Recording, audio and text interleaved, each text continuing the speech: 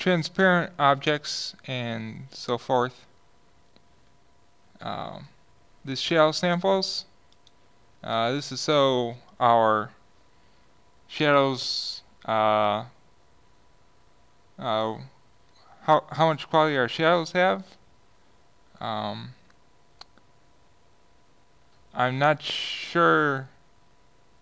I know this has to be ray traced instead of using shadow mapping.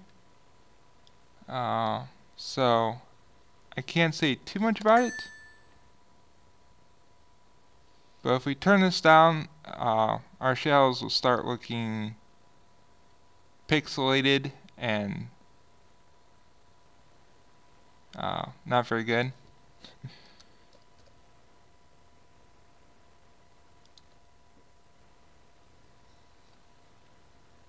And I'm not going to go over the indirect and importance.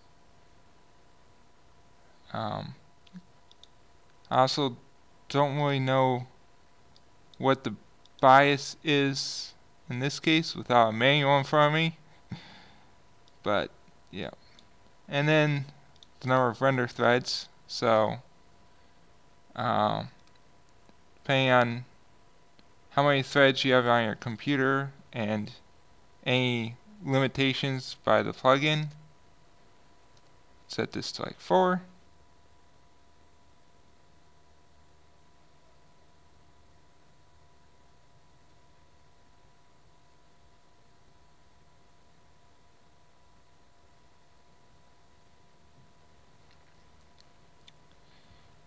And that will just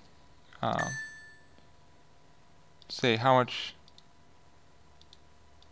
many cores the computer is able to use, or how many threads. And I'm assuming at 0, the plugin automatically sets the number of threads. So that's the render settings.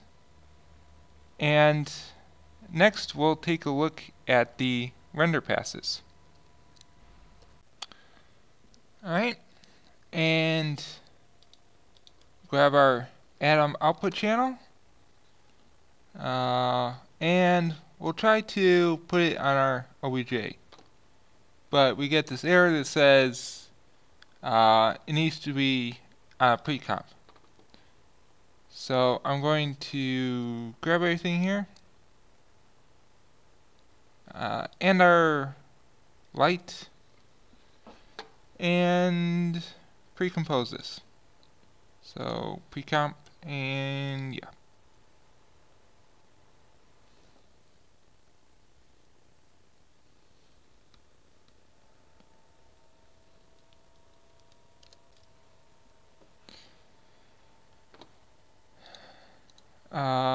I'll rename this pre-comp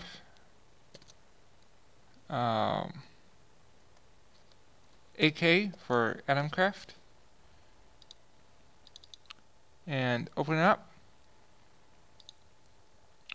Although we really just want to stay in our main comp, and we can put this effect onto our comp now, and we just get this greenish color.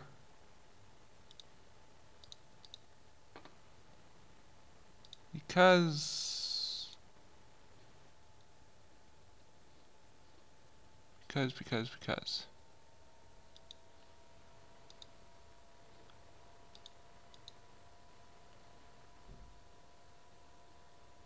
okay. And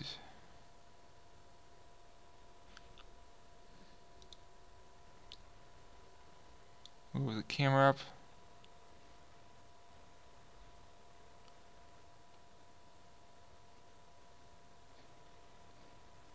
Okay, right now it's black. That might, I don't know if it's our alpha pass that's rendering as black, or, and Now I just went to 100%, which it's really slow.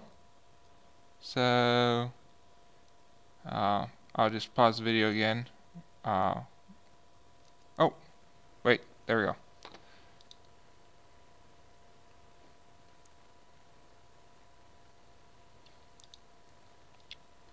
Alright. So just to give a quick rundown of these. Alpha, which is the transparency, of course. Bent normal. Calories. Calories are the render time of a specific pixel. So haven't really used that yet. We have just basic color pass, contact shadow, which is shadow, a grayscale depth pass, diffuse, emission, and then some more of these like indirect diffuse and indirect specular, which is the same as depth diffuse and specular, but indirect. Our motion passes for motion blur. Our normal pass for calculating the normals. See what that looks like. Turn all these off.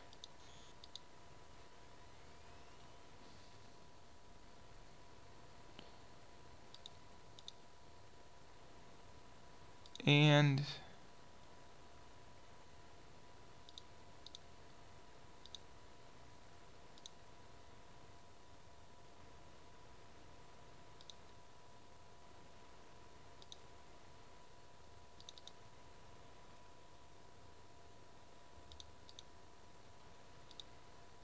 okay, so got everything set up. Just check to make sure that all works correctly.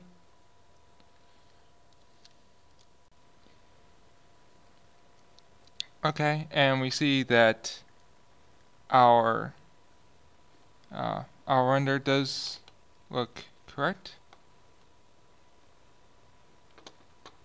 When we pre-counted, we actually messed up our camera. So I can actually try moving this back into the pre-comp.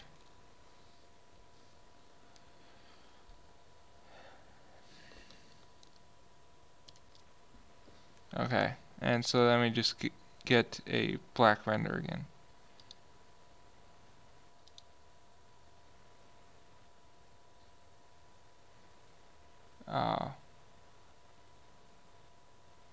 Wait a second. Okay. And I'm not sure why it's so blurry, but for some reason when I've been experimenting with this, this Atom output channel causes everything to get blurry for whatever reason. And but we can see that our normal pass is otherwise working correctly. We get, our strange normal colors. So that's good. And what's causing a little bit of trouble here is that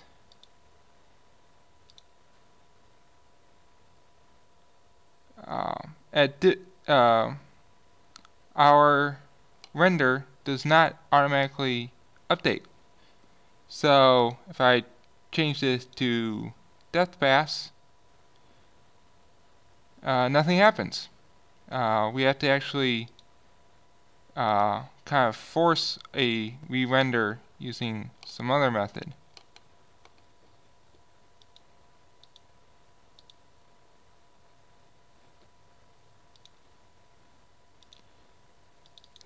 Go back into our comp and Seem to have lost the camera entirely. See if... oh well. Create a new camera.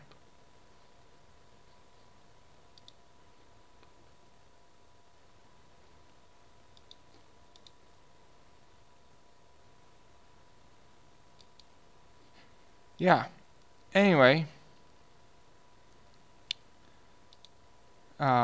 The camera... we had to, like... do something other than go into the effect itself to cause the render to refresh, and then we get the effect we're looking for.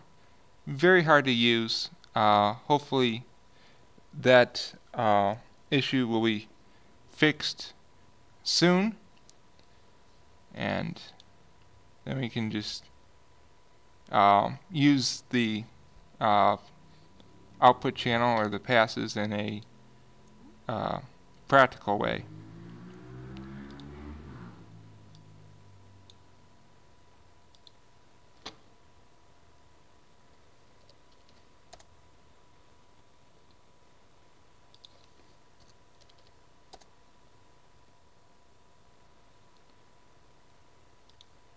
Yeah, okay, never mind. So, what I want to go on to next is the sweep. Now for the sweep, what I'm going to do is just create a new comp. So, composition, new composition. Keep those things. Set the AtomKraft. Alright. And I'll create some text here. Create text.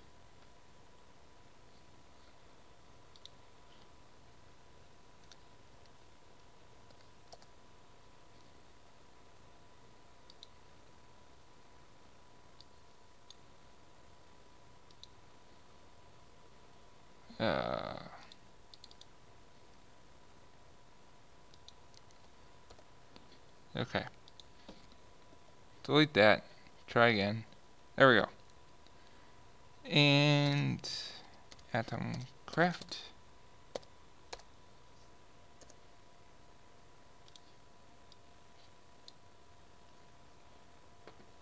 Now,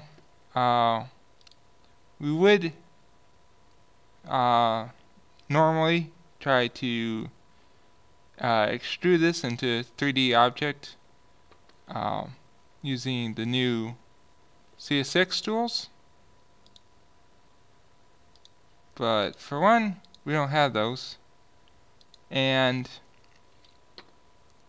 3D text objects are not supported in AtomKraft currently, so we need to convert this into a shape.